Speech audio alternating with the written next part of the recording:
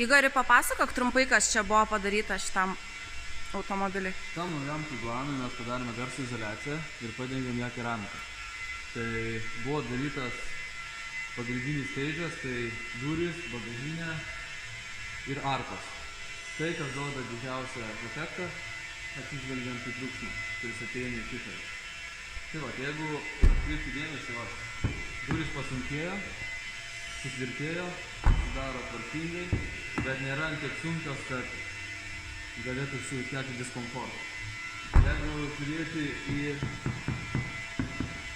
duslumą, tai galime pamatyti skirtumą. Taip pat vietoj į bagažinę, bet vėlgi atsižvelgiant į tai, kad čia yra elektrinis mechanizmas, tai vieta būtent tokio lengvumo, kaip prasme vibroizoliacija, kad jinai nesukeltų diskomfortą ir negadintų šitą įrenginį.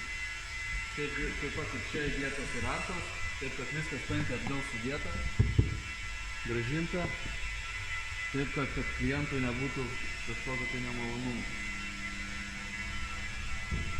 Ir dėtos priekinės arkos. Bet priekinės arkos dėtos iš išorės.